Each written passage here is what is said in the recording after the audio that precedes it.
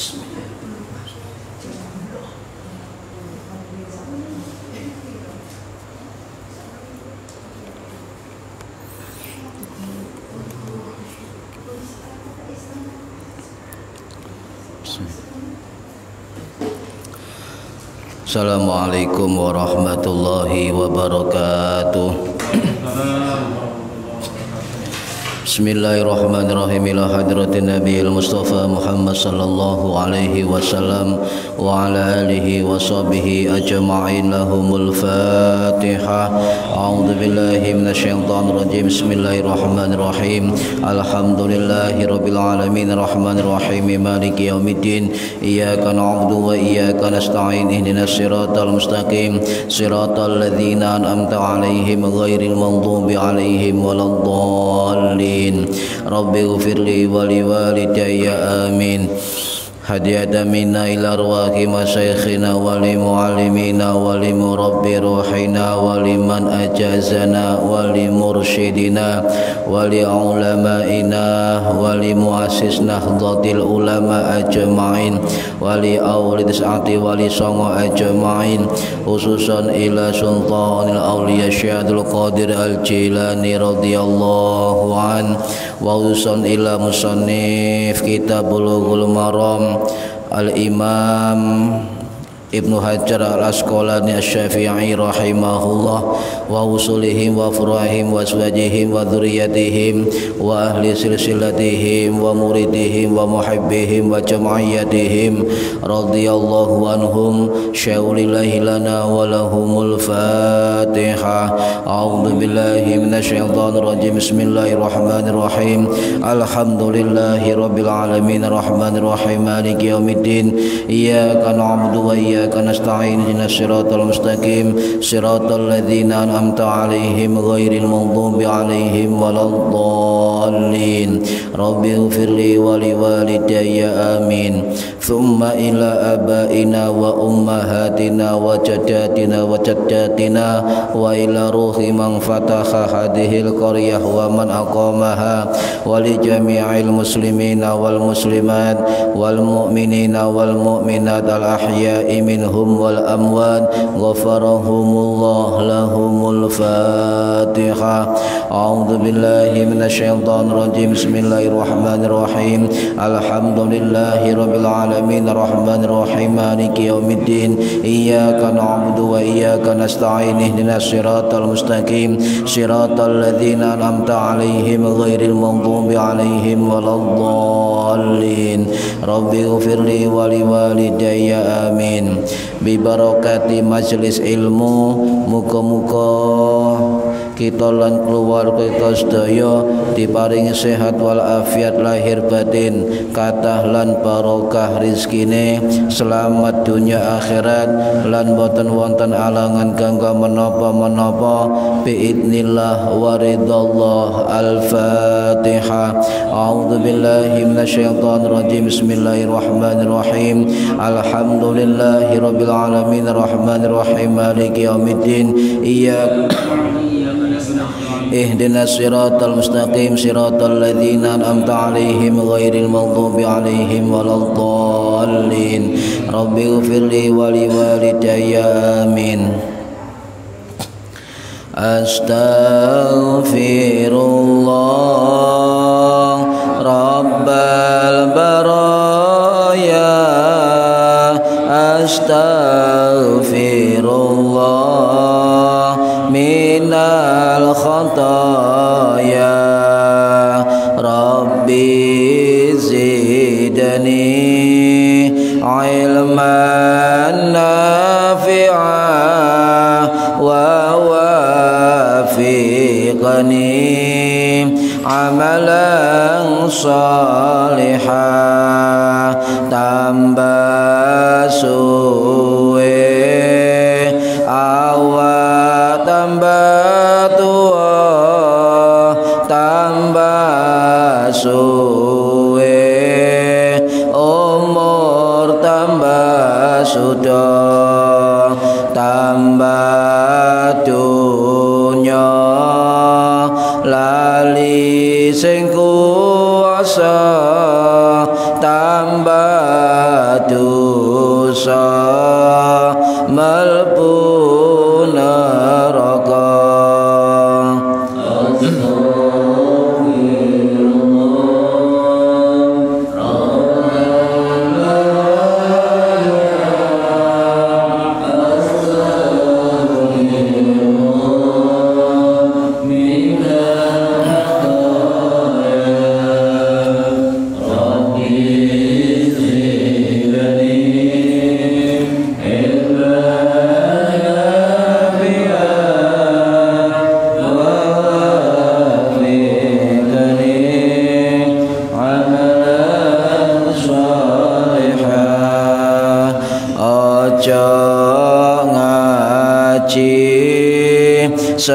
samaya tua durung karuan umurmu dawa aja ngaji samaya suke durung suke nyawa wis mulai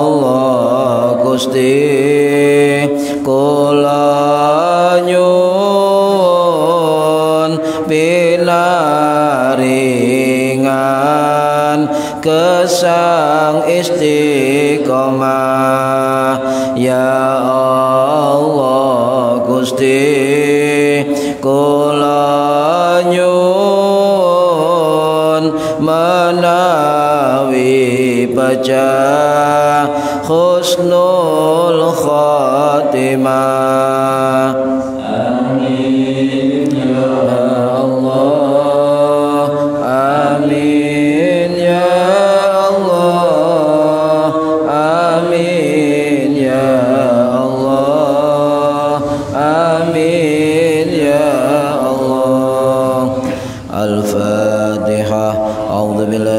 الشيطان الرجيم بسم الله الرحمن الرحيم الحمد لله رب العالمين الرحمن الرحيم مالك يوم الدين إياك نعبد وإياك نستعين اهدنا الصراط المستقيم صراط الذين أنعمت عليهم غير المغضوب عليهم ولا الضالين رب اغفر لي ولوالدي آمين أعوذ بالله من الشيطان الرجيم بسم الله الرحمن الرحيم الحمد لله رب العالمين اللهم صل على سيدنا محمد وعلى آله وصحبه أجمعين ولا حول ولا قوة إلا بالله العلي العظيم أما بعد ingkang kula hormati para bapak, para ibu, jamaah pengajian rutin Kitab Bulughul Maram di Mushola Nurul Huda. Mudah-mudahan khususnya yang hadir dan umumnya yang mendengarkan mudah-mudahan mendapat barokah, manfaat, maslahah wa ni'mata wassalamah wassa'adah wassafa'ah fid dini wad dunya wal akhirah amin ya rabbal alamin.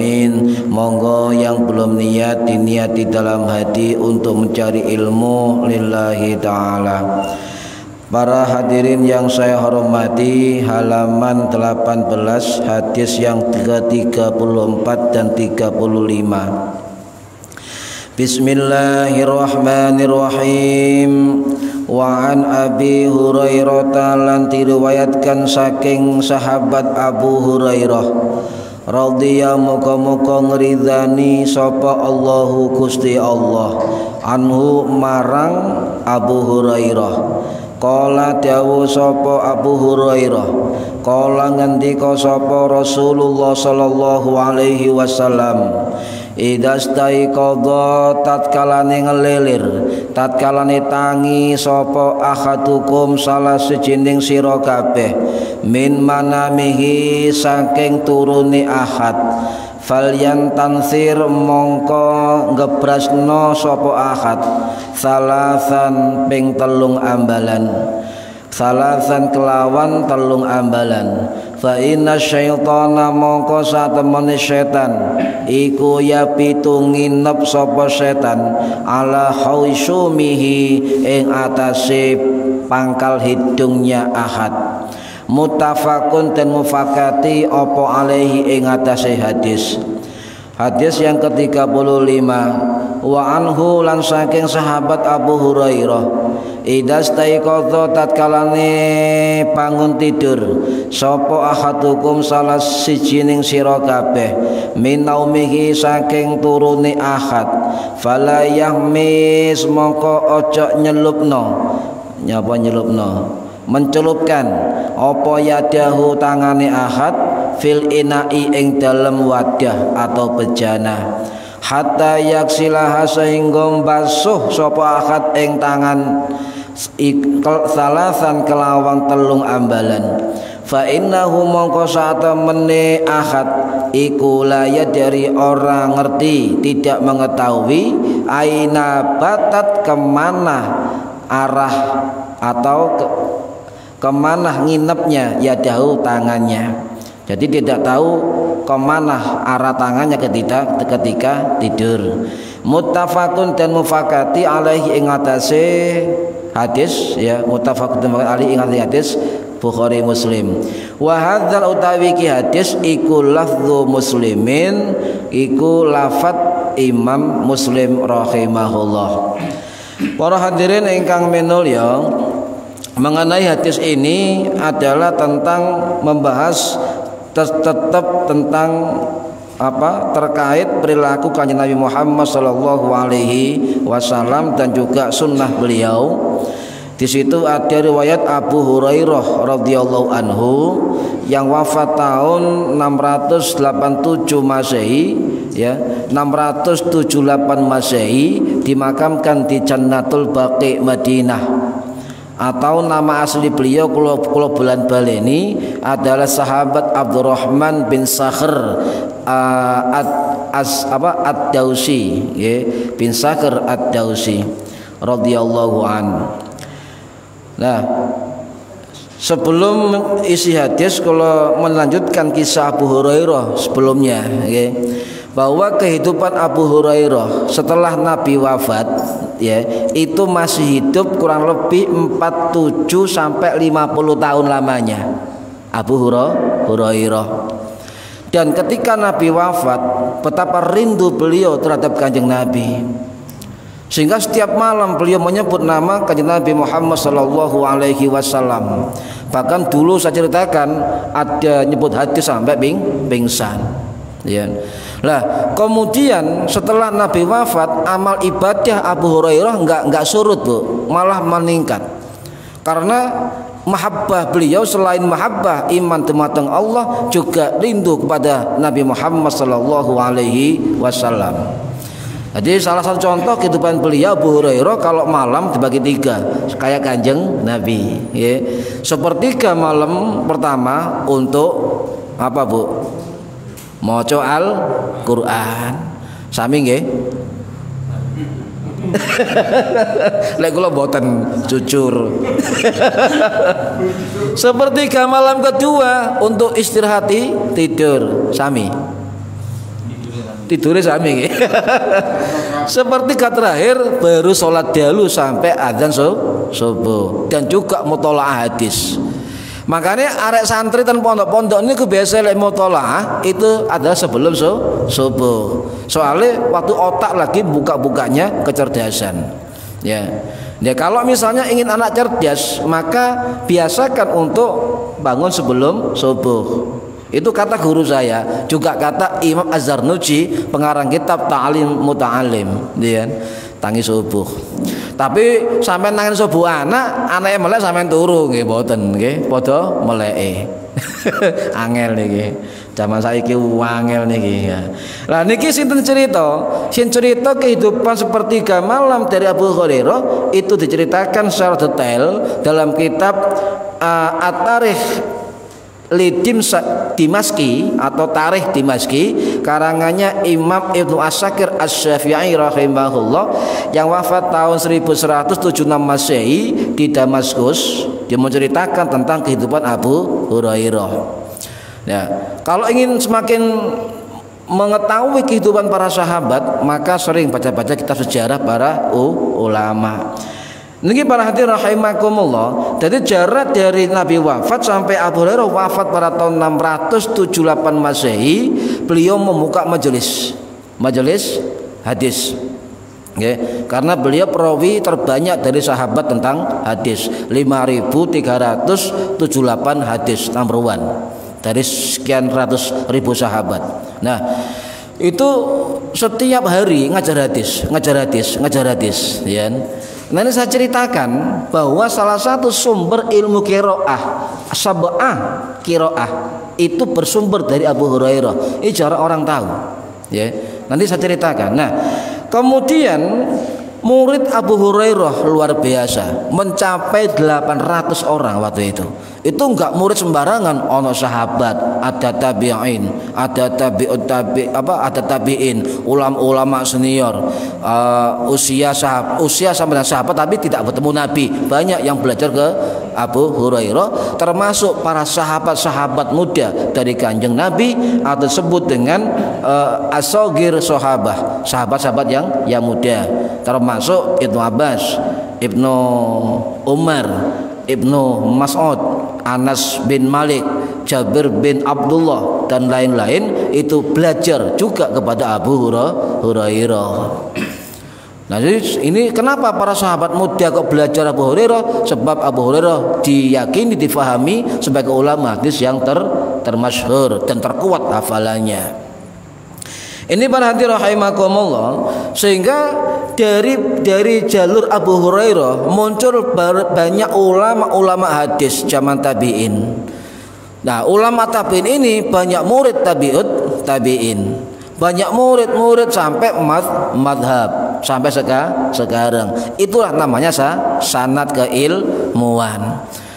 Sinten murid Abu Hurairah dari tabi'in senior, termasuk Al-Imam Muhammad Ibnu Sirin rahimahullah, termasuk Imam Sa'id bin Al-Musayyib rahimahullah, yang kemudian diambil menantu oleh Abu Hurairah. Termasuk sinten? Termasuk Ikrimah rahimahullah, termasuk Imam Atha bin Rabbah rahimahullah, termasuk Imam Asy-Sya'bi rahimahullah dan sebagainya, yang kemudian mereka disantreni atau diambil ilmunya oleh ulama-ulama tabi'in muda, termasuk Imam Hanafi. Imam Hanafi punya murid Abu Yusuf Muhammad Asy-Syaibani yang menjadi guru dari Imam Syafi'i setelah berguru kepada Imam Malik. Jadi ngoten Pak, jadi muter mawon ini. Lek ana apa sahabat ahli hadis, kita gak pegang kitab hadis. Lah sekarang banyak nyun sewu ulama-ulama ngaku ulama, ustadz-ustadz virtual itu kadang-kadang nyun sewu tidak mengakui keilmuan para ulama tabi'in. Sing pegang iku-iku wae. Ya lek ana sanad iki gak ana hadis kan. Nah, ini para hadirin rahimakumullah, selain Abu Hurairah itu mengajar hadis, juga ternyata Abu Hurairah itu belajar langsung bitalaki mulazzamah di hadapan sahabat Ubay bin Ka'ab radhiyallahu anhu. Karena Nabi mengatakan belajarlah kepada 4 orang tentang Al-Quran. Salah satunya adalah sahabat Ubay bin Ka'ab radhiyallahu an yang wafat tahun 649 Masehi itu di Madinah. Nah, setelah khatam baru Abu Hurairah membuat majelis Al-Quran. Ini jarang diekspos oleh sejarah para sahabat. Kebanyakan Abu Hurairah difahami hanya sebagai sahabat perawi hadis. Padahal Abu Hurairah adalah menelurkan banyak ulama ahli qiraah, dan salah satu muridnya adalah tokoh sentral dari qiraah sab'ah. Ya, qiraah sab'ah. Jadi ada aliran 7 qiraah. Contoh, salah satu murid Abu Hurairah yang bernama Imam Abu Ja'far Yazid bin Al-Qaqqa Al-Mahzumi Al-Madani, atau terkenal dengan Imam Abu Ja'far Al-Madani, yang wafat tahun 745 Masehi di Madinah. Ini adalah salah satu ulama qiraah asyarah. Qiraah atas 10 ulama ahli qiraah zaman ulama salaf. Lah kemudian ada lagi muridnya yang bernama Imam Abdurrahman bin Hurmus Al-A'aj, wangil wong Arab ya, Al-A'raj Nah, Imam Al-A'raj yang kemudian punya murid yang bernama sinten? Bernama Imam Nafi Al-Madani rahimahullah yang wafat tahun 785 Masehi di Madinah. Nah, kemudian Imam Nafi Al-Madani rahimahullah inilah yang merupakan tokoh senior dari ulama qiraah sab'ah, ulama 7 ahli qiraah. Ya, ini sejarah Pak, harus dibuka. Jadi rata-rata para ulama ahli Al-Quran itu mengatakan atau sanadnya itu bersambung selain kepada sahabat yang lain juga bersambung pada sahabat Abu Hurairah. Nah, ini baru paham nyaman ya, baru ngerti. Nah, Abu Hurairah ulama hadis bukan, juga ulama ahli Al-Quran. Jadi para ulama mengatakan bacaan Al-Quran jenis 7 bacaan tadi atau 10 qiraah tadi itu yang paling banyak dikenal adalah jalur dari Abu Hurairah radhiyallahu an. Nah, kalau bayangkan terus pun jariyah beliau kan, ya, ono murid sampai ribuan jutaan orang belajar sab'ah qiraah. Nah, ini Abu Hurairah. Masya Allah. Nah, para hadirin rahimakumullah, kemudian ketika Abu Hurairah wafat itu apa? Jenazah beliau itu diimami oleh gubernur Madinah waktu itu yang bernama Al-Walid bin Utbah bin Sofyan, ya, itu gubernur Madinah. Dan kemudian jenazah Abu Hurairah diantar dari Masjid Nabawi ke Baqi itu yang di depan keranda berjalan depan keranda 3 sahabat Ibnu Abbas, sahabat Abu Sa'id Al-Khudri, sahabat Ibnu Umar dan Khalifah Marwan bin Al-Hakam. Ya, ada 4 orang, 3 sahabat di depan keranda, 1 khalifah. Kalau dulu presiden, nih kan, di depan. Nah, ini pertanda apakah boleh ngiringi jenazah di depan keranda? Boleh. Karena para sahabat juga melakukan. Tapi jangan diam. Waktu itu apa yang diucapkan Ibnu Umar ketika ngiringi jenazah Abu Hurairah? Bukan la ilaha illallah, la, bukan. Yang dikatakan Ibnu Umar ketika mengiringi jenazah Abu Hurairah adalah rahimahullah. Moga-moga Allah merahmatinya. Ngoten. Ya. Jadi ngiringi jenazah dengan baca-baca tertentu bukan bid'ah, itu termasuk sunnah para sahabat, perilaku para sahabat, termasuk Ibnu Umar. Ngoten Mbak. Kau sama mamang sampai lek ngiring jenazah la ilaha illallah, la ilah. Mboten sama mamang. Sebab Ibnu Umar juga mengatakan ketika ngiring jenazah Abu Hurairah, mengatakan Abu Hurairah rahimahullah. Semoga Allah merahmatinya. Lah niki riwayat, Pak. Jadi bagaimana hukumnya mengiring jenazah depan keranda? Boleh, tapi sing gak oleh wonge kabeh nang ngarep keranda nok mburi. Itu sing gak oleh, Pak. Mosok keranda nok mburi wonge nang ngarep kabeh. Para hadirin rahimakumullah. Nah, itu tentang riwayat dari wafatnya Abu Hurairah. Dan salah satu sifat yang dimiliki Abu Hurairah sampai beliau usia senja, sampai meninggal dunia adalah ketawadhuan. Ini harus kita ambil. Kalau ada ulama, ada ustadz atau kelompok-kelompok yang mengaku ikut ulama salaf, maka Abu Hurairah termasuk sahabat, termasuk generasi ulama salaf. Tawadhunya tidak pernah hilang dalam diri beliau. Contoh ngeten para hadirin. Setiap dia mengajar apapun di depan para muridnya atau dimanapun, diundang dimanapun, beliau tidak pernah kemudian mengatakan saya, tidak. Selalu mengatakan ilmu dan sebagainya. Ini ketawadhuan. Jadi kalau ada orang mengatakan yang sewu, saya, itu bukan ngajar ilmu.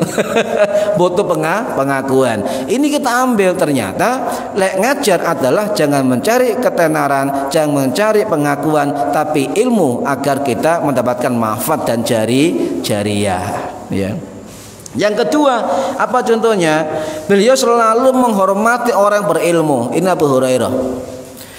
Bagi orang yang mengakui Abu Hurairah sebagai perawi sahabat yang terbanyak dalam hadis, maka jangan ambil hadis saja dari beliau, juga ambil akhlaknya. Ini yang kadang-kadang orang nggak paham.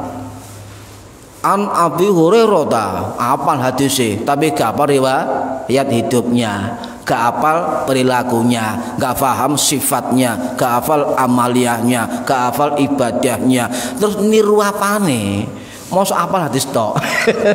Nah, Abu Hurairah ini luar biasa, Pak. Jadi setiap siapapun ulama tabi'in yang lebih muda atau sahabat yang lebih muda, kalau dianggap berilmu di hadapan Abu Hurairah, selalu dihormati oleh beliau. Contoh, ya, ketika dalam satu majelis itu hadir namanya Ibnu Abbas. Padahal Ibnu Abbas itu nyantri atau golek ilmu pada Abu Hurairah. Tapi apa kata Abu Hurairah? Beliau mengatakan bahwa di sini ada orang lebih paham Islam daripada aku, yaitu Ibnu Abbas, loh Pak. Padahal beliau guru, beliau adalah maha guru. Tapi ketika Ibnu Abbas hadir dalam majelisnya mengatakan ilmu saya lebih paham sampean daripada saya, loh Pak. Angel Pak ngeten niki. Ayo coba. Sawangane gampang nih, angel niki. Tawadhu luar biasa.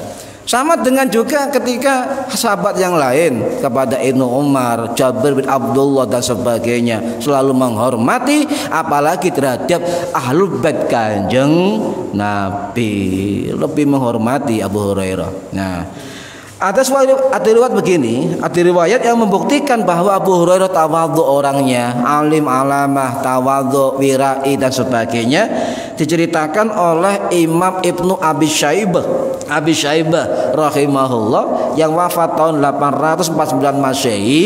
Beliau salah satu murid dari Imam Syafi'i rahimahullah. Dalam kitab beliau, kitab Al-Musannaf, jadi menceritakan ketika Abu Hurairah itu dalam suatu majelis, ya, itu mengatakan itu di situ banyak orang bertanya tentang hadis atau tentang agama.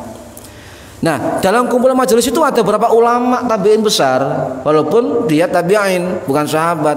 Di situ ada sosok, salah satunya bernama sosok siapa? Amr bin Aus As-Saqafi.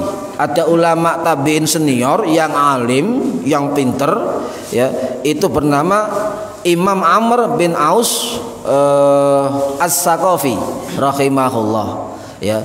Kemudian orang bertanya kepada Abu Hurairah, apa kata Abu Hurairah? Ada yang lebih alim dari saya, yaitu Amr bin Aus As-Saqafi. Panjenengan tanya ke Abu Amr As-Saqafi. Lho Pak, bayangno Pak, sahabat Nabi, ono tabiin sing gak tau ketemu Kanjeng Nabi, tapi dianggap alim oleh Abu Hurairah dan menghargai kealimannya. Nah, sekarang kalau misalnya mengaku ulama salaf, ikut ulama salaf, ayo bagi para ustadz-ustadz yang di virtual untuk meniru akhlak Abu Hurairah, tawadhu dan selalu menghormati orang yang lebih alim walaupun usianya lebih muda. Nah, ini akhlak hilang sekarang Pak. Hilang saya gini kan. Ya, ini para hadirin rahimakumullah tentang Abu Hurairah. Wis kage-kage sambung meneh kan. Nah, balik ke isi hadis, ya. Di situ Kanjeng Nabi apa? Abu Hurairah menceritakan tentang dawuh Kanjeng Nabi, idastaiqadha hadukum, ketika kamu bangun tidur, ya, ketika kamu bangun tidur bangun dari tidurmu, fal yastanthir, maka intithar. Intithar itu apa? Ngetokno banyu saking irung. Nggih. Jadi bangun tidur fal yastanthir, maka intitharlah.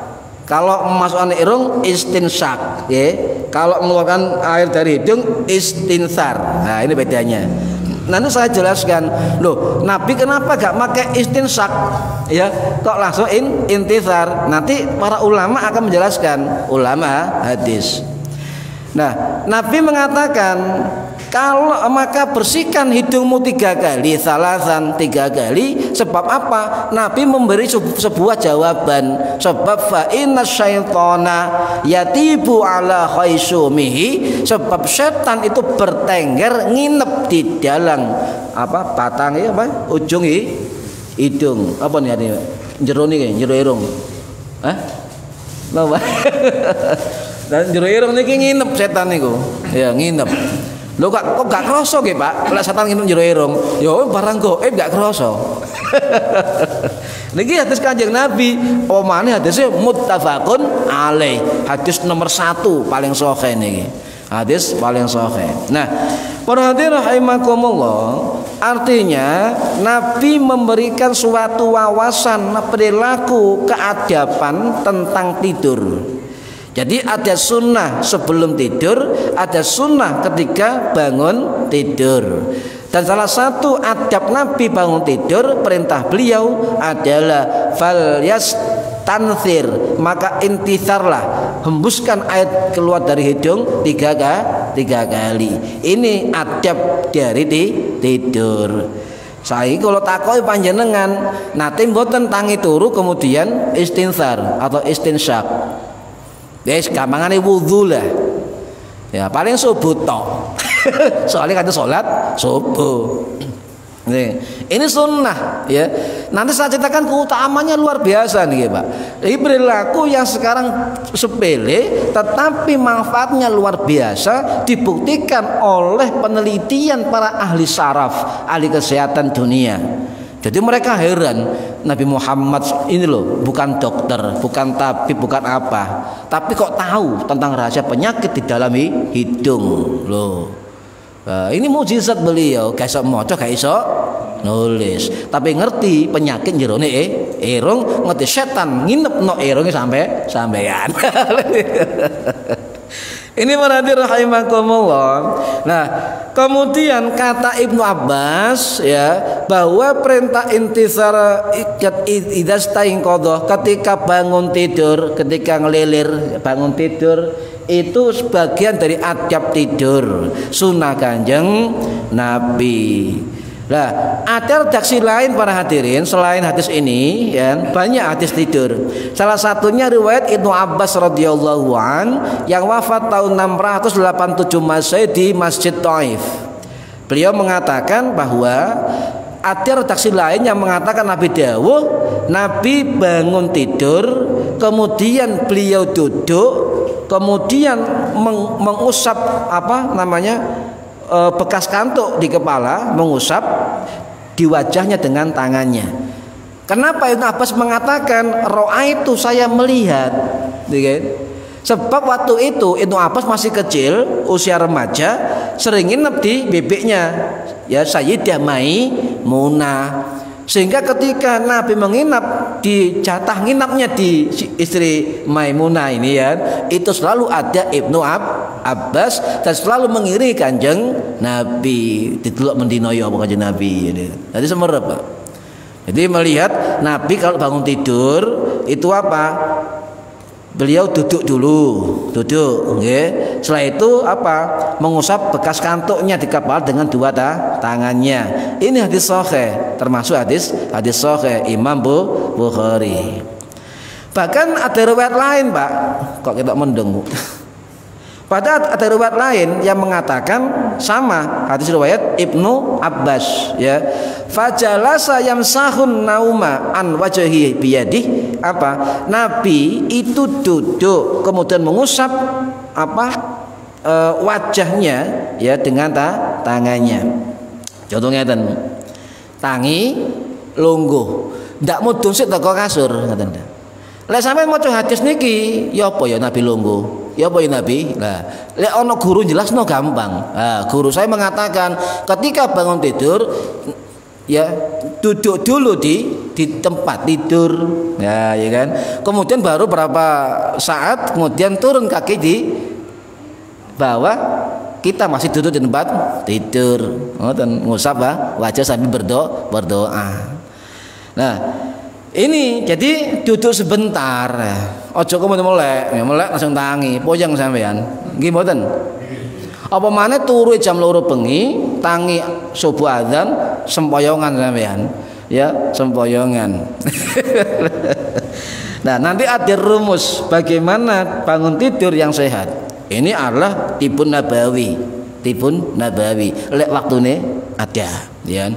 Nah, para hadirin rahimakumullah.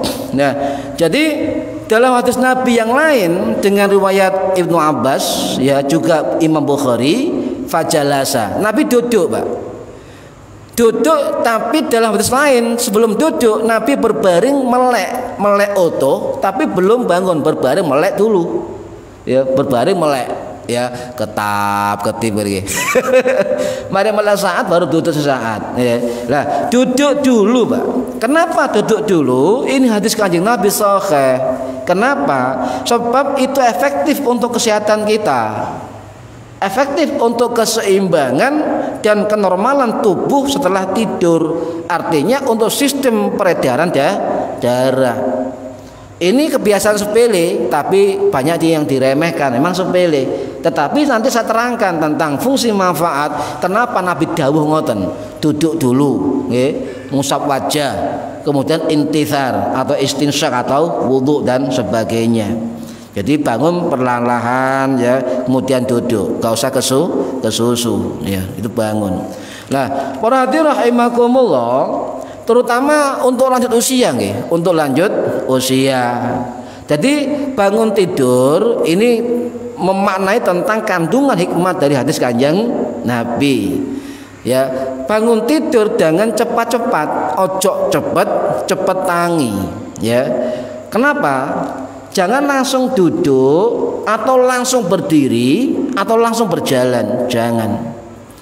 Bangun tetap berbaring, mata tetap melek, ya, secara utuh, ya, kemudian beberapa saat baru kita duduk. Paham ya, Bu? Nah, perlahan, terutama sing usia lanjut nih, nggih saestu. Kemudian apa? Setelah merasa duduk di kasur seimbang merasa aliran darah juga terasa lancar, baru kita berdiri perlahan, juga berjalan perlahan-lahan. Ini etika yang diajarkan oleh Kanjeng Nabi dalam hadis-hadis beliau. Sebab ngeten, Bu. Kenapa Nabi mengajarkan begitu?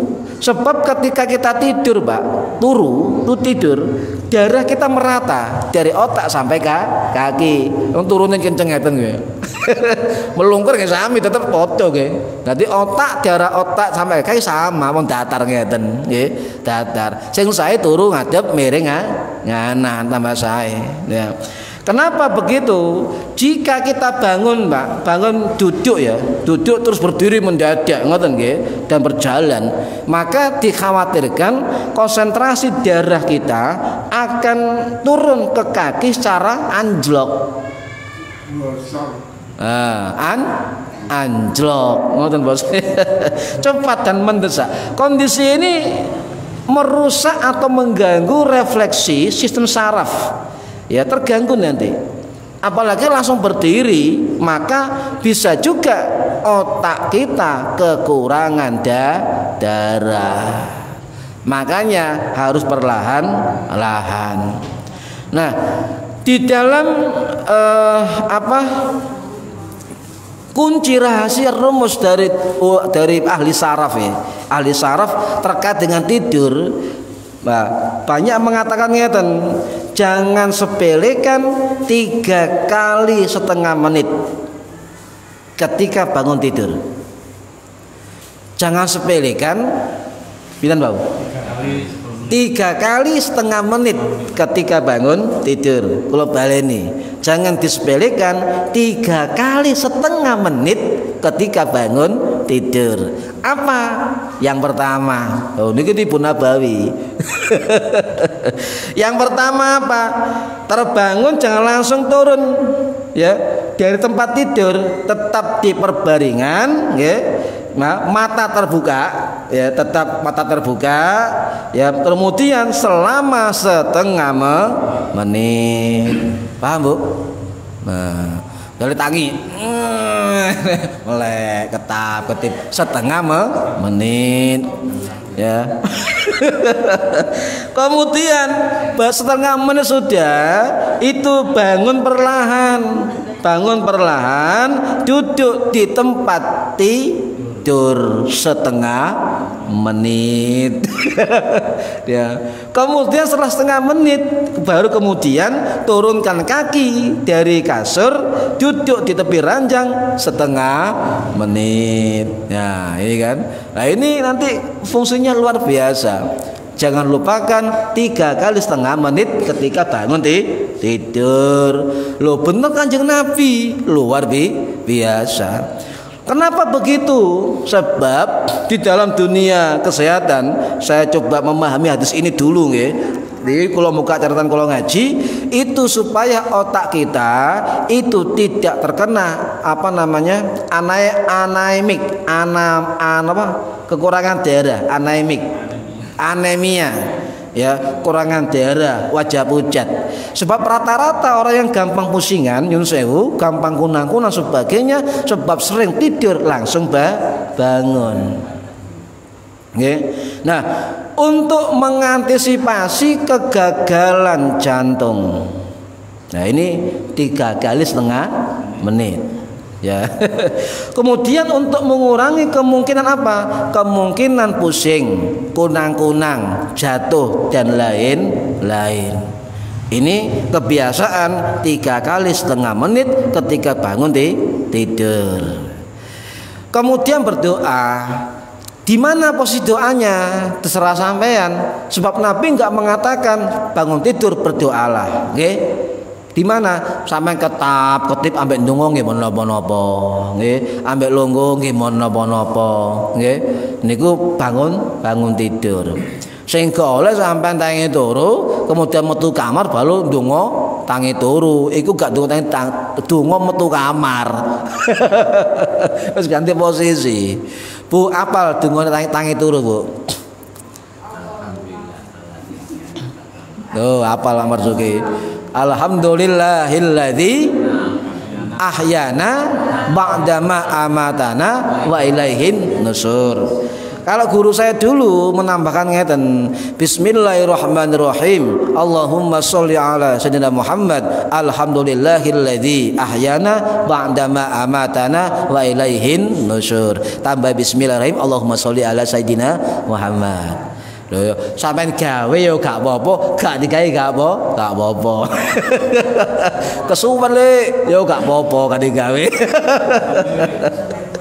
Ini berhadir rahimakumullah. Nah, pertanyaannya kenapa Nabi memerintahkan kita untuk doa sebelum tidur, untuk doa bangun tidur? Dijawab oleh Imam Nawawi, Pak, dalam kitab Syarah Sahih Muslim. Imam Nawawi rahimahullah, beliau ulama Syafi'i yang wafat tahun 1277 Masih di Suriah. Dalam kitab Al-Minhaj Syarah Sahih Muslim, beliau mengatakan kenapa Nabi menyuruh umatnya untuk doa sebelum tidur, agar doa itu menjadi penutup kematiannya. Sebab tidur adalah loh, sampean ndonga sik tes Alhamdulillah ya Allah, aku diuripno mari mati. Itu doa bangun tidur. Alhamdulilladzi ahyana ba'dama amatana. Aku diuripno maneh sak mari mati. Loh, itu artinya ngoten. Jadi Imam Nawawi mengatakan Nabi menyuruh kita doa sebelum tidur, sebab tidur diumpamakan mati. Ya. Naudzubillah, lek mati adalah tidur terakhir kita. Wallahu a'lam. Jadi penutup hari-hari kita, menutup mata, kata beliau adalah kalimat baik terakhir ketika kita dalam kondisi meninggal atau tidur. Nah, kenapa bangun tidur doa lagi? Imam Nawawi juga mengatakan untuk membuka mata kita melihat dunia, maka diawali dengan zikir, tauhid, dan juga perkataan yang baik. Ya ngoten. Nah, ini dibiasakan, Bu, nggih, dibiasakan. Ya wallahu a'lam, nyon sewu, Bu, akeh wong turu biasa menene gak tangi-tangi. Loh, kata niku sore guyon-guyon, isuke ngeterno mayite. Kata, makanya Imam Nawawi mengatakan sebelum tidur penutup mata kita, barangkali itu hidup terakhir kita, maka doa itulah sebagai kalimat terakhir kita dalam menutup mata kita. Lek tangi turu alhamdulillah donga maneh ngoten nggih. Para hadirin rahimakumullah. Nah, kemudian Nabi mengatakan falyastansir, maka istinsarlah. Hati menghirup hidung, mengeluarkan air dari hidung 3 kali. Membersihkan hidung tiga kali. Ya. Ini perintah Kanjeng Nabi. Salasan 3 kali. Jadi Nabi mengatakan caranya. Intisar salasan 3 kali, juga mengatakan sebabnya. Kenapa Nabi mengatakan falyastansir salasan? Ada jawabannya. Fa inna syaitana yatibu ala khaisumihi. Apa? Karena setan nginep. Kita tidur, Bu, Pak. Nginep di batang di apa? Hidung kita. Loh, sing ngomong sinten? Kanjeng Nabi. Hadis muttafaqun alaih. Hadis paling top lek muttafaqun alaih niku. Paling sahih. Nah niki nggih. Ya dibiasakno ya, biasa. Lek napa entuk biasa. Pasti tak jam 3 bangun tahajud, kemudian ngaji mutolaah itu biasa ya. Nah, para hadirin rahimakumullah, kalau bisa ketika bangun tidur sudah berbaring, melek, duduk sebentar, kaki turun sebentar, berjalan, langsung intisar istinsyak. Tapi ada hadis lain yang mengatakan, Kiai saya dulu mengatakan begini, Kiai As'ad Darul Ulum, la iso ya sak wudhu pisan, ojo irung tok, ngoten. Loh, saya penasaran, golek hadis bener gak? Betul, ada hadis yang juga Nabi menyuruh kita ketika bangun tidur itu wudhu. Sebelum tidur sunnah berwudhu, bangun tidur sunnah berwudhu. Idza staiqadha arahu ahadukum mimma namihi fatawadda. Kalau bangun tidur dari kamu sekalian, maka fatawadda, wudulah. Hadis sahih juga, hadis Imam Bukhari. Falyastansir salasan, lo sama artinya nggih, cuma kalimatnya fatawadda, ya fatawadda. Fa inna syaitana, dan seterusnya sama. Digabungkan hadis-hadis ini, tadi duduk, melek, berbaring melek, duduk, turun, kemudian wudu, nggih. Nah, sebelum ngusap wajah, ya, ngusap wajah. Jadi guru saya dulu kalau nggak praktek nggak bisa, ya. Berbaring, duduk, nggih, duduk di kasur, ya, jangan tekuk, tetap lurus kakinya, nggih. Bismillah, Bismillah, begini, ya. Kayak tayamum, paham ya? Nah, kayak gerakan tayamum. Kemudian terakhir mata. Nah, ngeten, Bu. Paham nggih? Nah. Insya Allah tak jamin gak turu mana sampean. Wis tangi. Paham nggih gerakannya nggih? Nah, ngoten. Nek gak ngaji ngono saged. Carane ngoten. Lho kok semerep? Oh, guruku sing ngajari. Kok gurune mana? Gurune ya wallahu a'lam. Para hadirin rahimakumullah. Ya, iku lek ngono-ngono gak ngerti carane. Kemudian mengapa dalam hadis ini nggih, ya, falyantasir, kok Nabi menyebut hanya intisar, ngetokno banyu nggih. Padahal logikanya kalau orang mengeluarkan air dari hidung diawet dengan memasukkan air ke hidung, namanya istinsyak. Nah, para ulama berdebat, beda pendapat. Salah satunya Imam Badruddin Al-Ain Al-Hanafi rahimahullah yang wafat tahun 1451 Masehi, itu di Mesir. Dalam kitab Umdatul Qari Syarah Sahih Bukhari, beliau mengatakan bahwa intisar dalam hadis itu, kata beliau ya, itu artinya kita ngebresno, apa ngebresno? Jadi enggak pakai air. Jadi ngoten, itu apa menurut Imam Badruddin Al-Ain Al-Hanafi. Nah, ya kan? Beda-beda para ulama. Ibnu Arabi, Imam Ibnu Qutaibah rahimahumullah itu mengatakan sama intisar dengan istinsyak. Lah bagaimana mazhab Syafi'i? Diwakil Imam Nawawi dalam kitab Al-Majmu', beliau mengatakan bahwa istinsar dan istinsyak beda. Pakai air, ngoten. Pakai air. Istinsyak nglebokno banyu nang irung, nggih. Kemudian intisar, istinsar ngetokno banyu teko irung. Lah ini adalah Imam Nawawi. Lek pancen tangi sampean mek irung to eman fatawaddo, maka wudzulah. Sebelum wudu sunahnya istinsak dan istinsar, paham lho. Nah niki 3 kali. Lek ijen Pak Bu sampean getno nah napa ijen nggih. Tapi lek bareng-bareng nak musala masjid ojo banter jijik wong ya. Ya lek ngono umbele, lek umbele ijo bisa. Waduh, iki soro. Biasa nggih. Lek ijen nang omah banter enggak apa-apa wong ijen nggih. Lek bareng-bareng nggih biasa mawon nggih. Niki kemudian Imam Nawawi juga mengatakan istinsar yang dimaksud oleh Nabi dalam hadis itu, kata beliau, adalah termasuk istinsyak. Sebab tidak mungkin istinsar ngetokno banyu tidak memasukkan air. Paham ya? Jadi beliau mengatakan, oh pasti Nabi mengatakan istinsar ngetokno banyu teko irung pasti sadurunge nglebokno banyu nang irung. Imam Nawawi, paham ya? Nah, berarti atas itu oleh Imam Nawawi dimaknai intisar termasuk istinsyak. Lek istinsak dilakoni mesisan wudu fatawaddo, ngoten mesisan. Niki hadis dari keterangan para ulama. Sebab menurut Imam Nawawi, baik ulama ahli hadis, ulama ahli lughah atau bahasa, ulama ahli fikih itu sepakat bahwa istinsyak, istinsar itu beda. Istinsyak nglebokno banyu, istinsar ngatokno banyu, ngoten. Makanya guru kula bahasane napa? Fal yastansir ngebresno banyu. Ngebresno apa? Dikuwet napa? Saya ngoten guru kula. Ngepres. Niku para hadirin rahimakumullah. Nah, sekarang hukumnya bagaimana? Nabi memerintahkan istinsar bangun tidur. Ulama juga beda pendapat.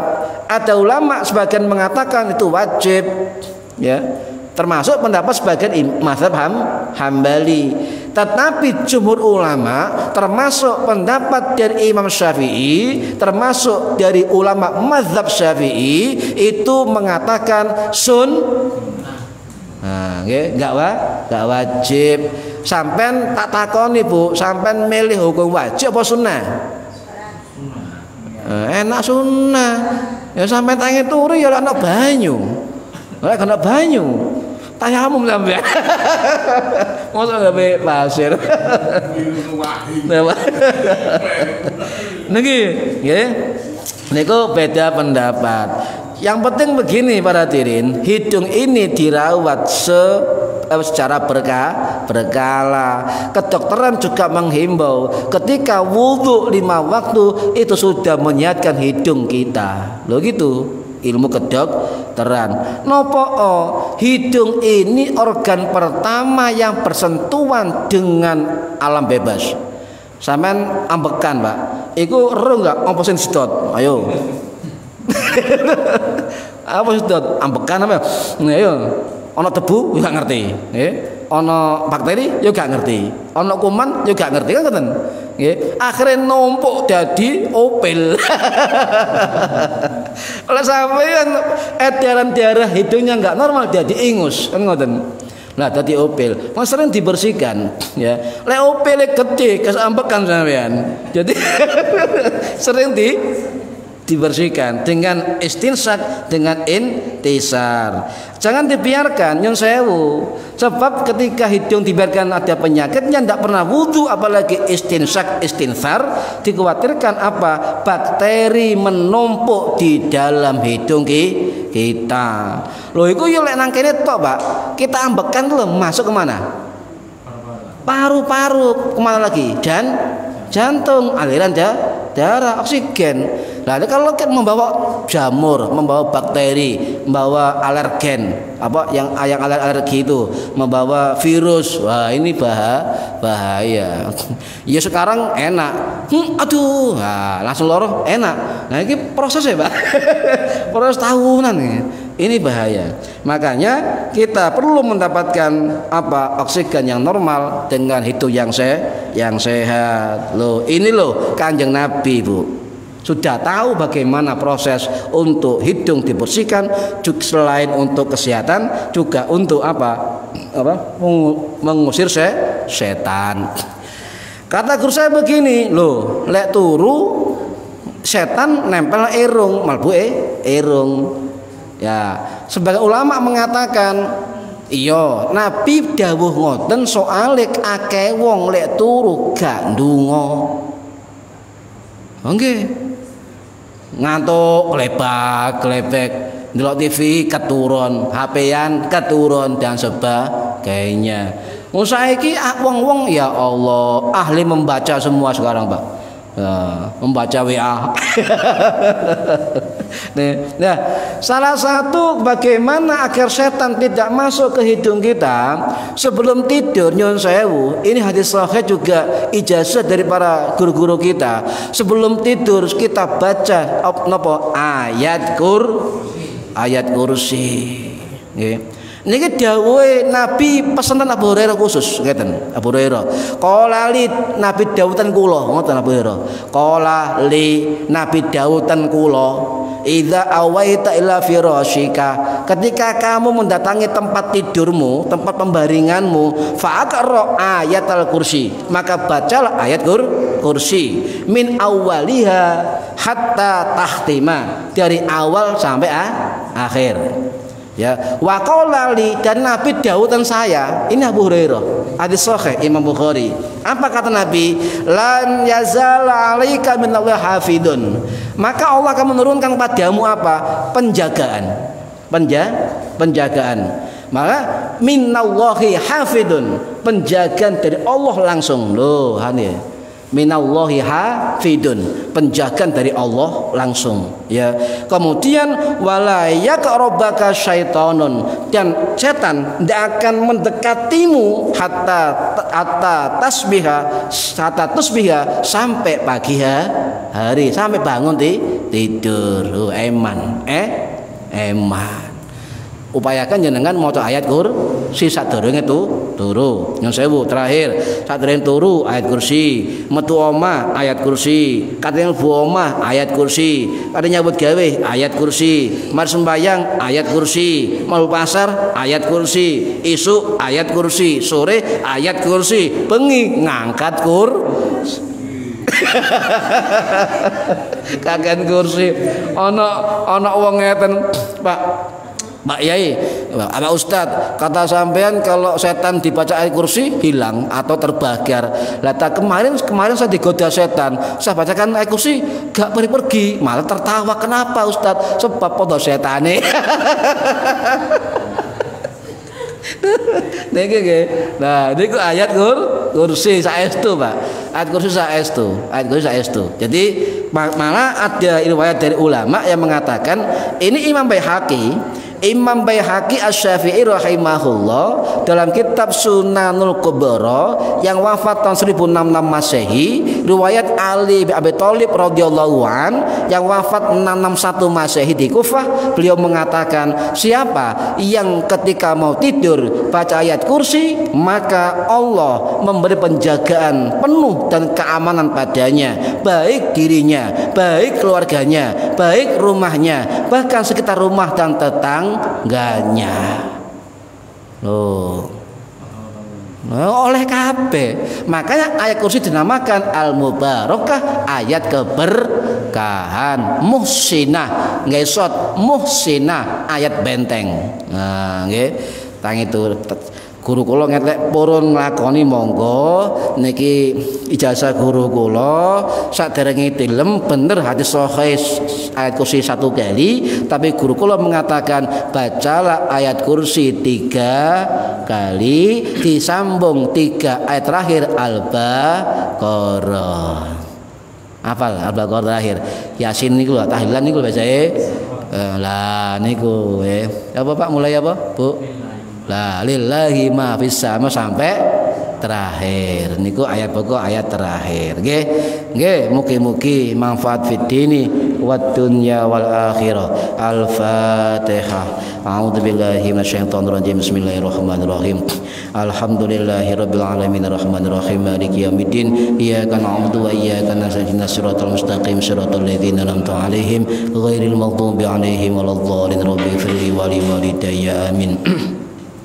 A'udzu billahi minasyaitonir rajim. Bismillahirrahmanirrahim. Allahumma shalli wa sallim wa barik ala sayyidina Muhammad walhamdulillahi rabbil alamin. Allahumma 'allimna ilmal Qur'an wa 'allimna ilma la ilaha illallah wa 'allimna min ladunka ilman nasiru bihi kamil mahyati wal mamat wa sallallahu ala sayyidina Muhammad walhamdulillahi rabbil alamin. Wallahu a'lam bissawab. Assalamualaikum warahmatullahi wabarakatuh.